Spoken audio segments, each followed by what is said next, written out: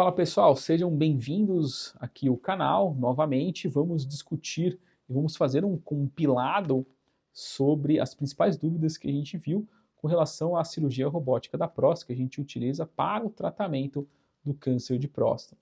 Primeira dúvida é o que é a cirurgia robótica para a próstata? A cirurgia robótica é uma evolução da laparoscopia, né? Ou seja, é uma cirurgia minimamente invasiva, né? Onde a gente vai fazer a cirurgia através de pequenos furos, onde a gente é auxiliada pela a plataforma robótica, né? Ou seja, você ganha uma visão tridimensional, você ganha uma melhor destreza dos movimentos. Então, isso é o que de fato o robô trouxe de acréscimo para a cirurgia minimamente invasiva, que é diferente da cirurgia aberta, né? Onde você faz uma grande incisão e você faz a cirurgia aberta para fazer a retirada total da próstata. Então, você teve da cirurgia aberta para a laparoscopia um ganho, e da cirurgia robótica, né, da laparoscopia para a cirurgia robótica, você teve um outro ganho a mais com relação à visão, à destreza de movimentos, sensibilidade, enfim, então você teve um outro ganho com relação a isso.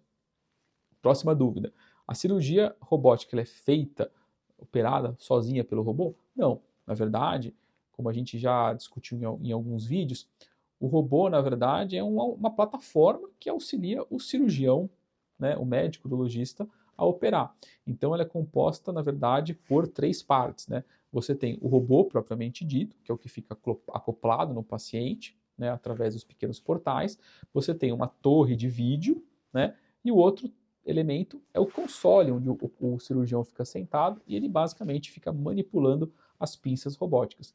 Mas dentro do campo existe um outro urologista, né, para poder fazer as pequenas mudanças de pinça, porta-agulha, dar o fio, enfim, fazer a aspiração. Então sempre tem um cirurgião em campo também para poder ajudar na cirurgia, mas o robô não opera sozinho, né? Você não dá o play ali, ele faz toda a cirurgia. Pode ser que em algum momento, enfim, com a evolução da inteligência artificial no futuro, isso aconteça. Você deu o play, você faz toda a configuração, faz o deep learning e ele consiga fazer a cirurgia sozinho. Mas por enquanto, hoje o robô não opera sozinho.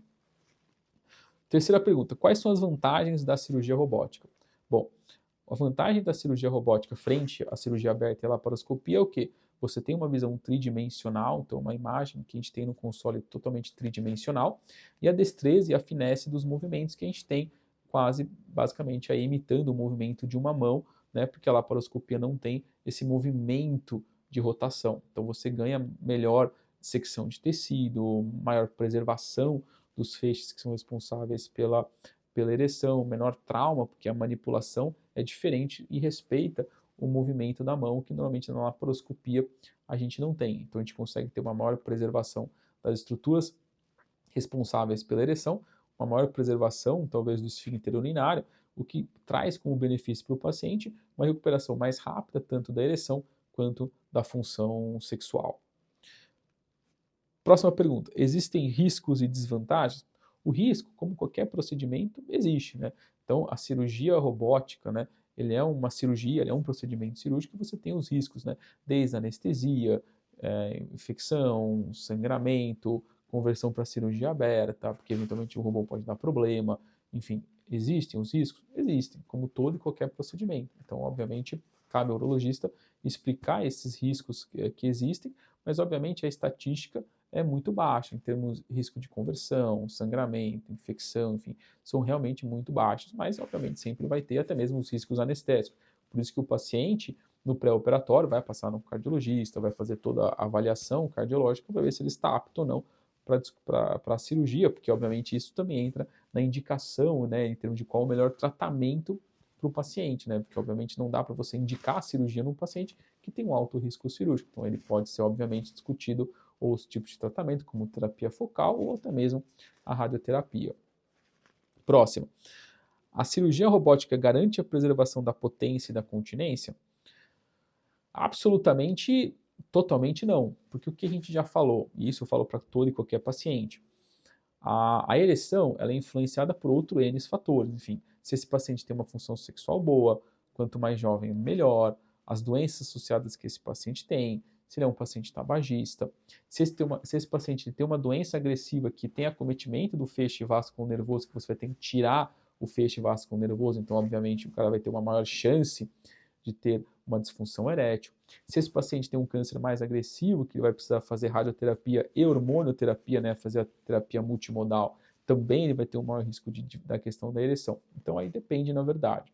A mesma coisa com relação à continência, né? Óbvio, tumores que ficam muito próximos ao esfíncter têm maior risco, enfim, mas de maneira geral a gente consegue, com a cirurgia robótica, ganhar a preservação e ter uma preservação muito mais precoce do que se a gente comparar com a laparoscopia e com a cirurgia aberta em termos de rapidez de recuperação, mas garantia de 100% não. Se a gente for levantar a estatística, 90% de continência em um ano, e a questão da função sexual é 60%, 70% de função sexual ao final de um ano aí de tratamento depois da cirurgia robótica da próstata. O tempo de recuperação é mais rápido?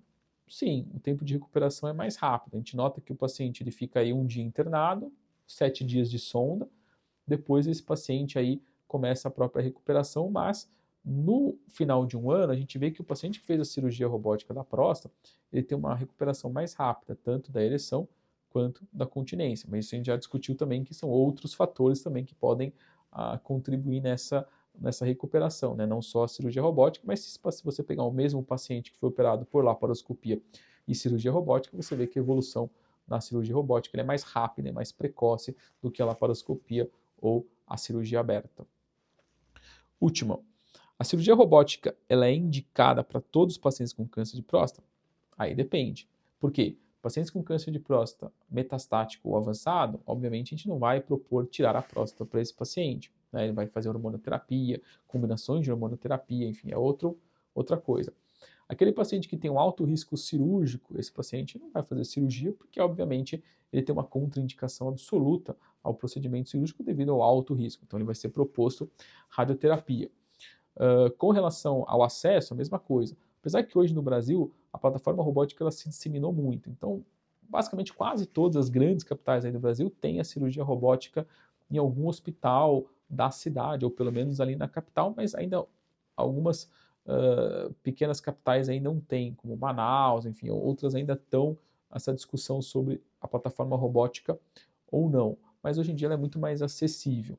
Mas tem aquela coisa, a cirurgia robótica ela não está no rol da ANS. Tá? Então, obviamente, todos os pacientes têm que despender algum dinheiro para fazer, entre aspas, o custo da cirurgia robótica. Então, obviamente, ela ainda não está no rol, então, enfim, está em discussão sobre a entrada ou não dela no rol, mas ainda não está no rol. Então, o paciente também tem que, às vezes, despender algum valor para poder fazer uso da plataforma robótica. Tranquilo?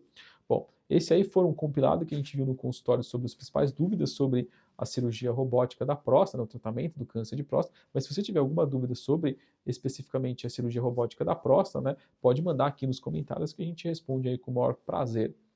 Se você não se inscreveu no canal, aproveita aí, se inscreva, ative as notificações, porque toda semana tem conteúdo novo aqui no canal com relação ao mundo urológico. Tranquilo? Até mais.